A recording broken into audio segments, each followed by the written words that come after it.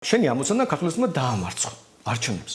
ეს რო გააკეთო, ქართულოსნებს უნდა წაართვა ხმები. როგორ შეიძლება წაართვა ქართულოსნებას ხმები? რაღაცნაირად ქართულოსნების გამორჩევას ელაპარაკო, ეცადო ქართულოსნების ტელევიზიებში აღმოჩნდა. არ ლანძღო ეს ხალხი და დედის გინებით არ იყო მხოლოდ იმ დაკვეული მაგალითად რაღაც ოპოზიციონერები არაერთი მაგალითი მოიძებნება, რომლებიც ქართულოსნების ამორჩევას უბრალოდ აგინებს რაღაცა მეორედ ხარისხოვან ხალხად მოიხსენიებს. და შენ ხედავ, რომ ოპოზიციური პარტიები, ოპოზიციური მედიები ამას არათუ არ აკეთებენ.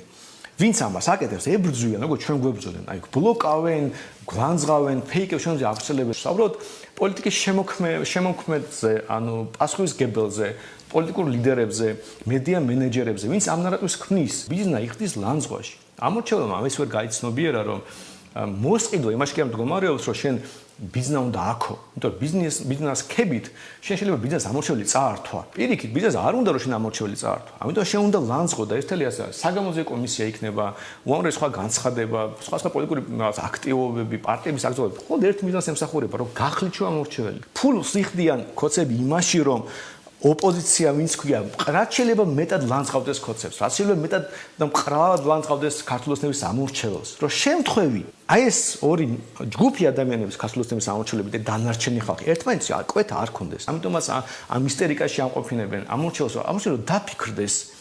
მარტივ რაღაცაზე საუბრობთ, რომ კაცო, ჩვენ ხო გვინდა გავიმარჯვოთ? მარტო ოპოზიციურ ხმებზე თუ ვიმუშავე, მე ხო უბრალოდ ვერასდროს ვერ დავამარცხებ ქართულოსნებას. როგორ ვაჯობო პროპაგანდას, რომელსაც შეიძლება მილიარდზე მეტი ქონდეს დახარჯენებზე დახარჯული, რომელსაც უზარმაზარი ადმინისტრაციული რესურსი აქვს, მხოლოდ სიმართლე. შენ რაც ვიცით, სულ უფრო და უფრო მეტ საფუძველს გაძლევს იმისთვის, რომ თქვა, რომ ესენი მოსყიდულები არიან და არა იდიოტები.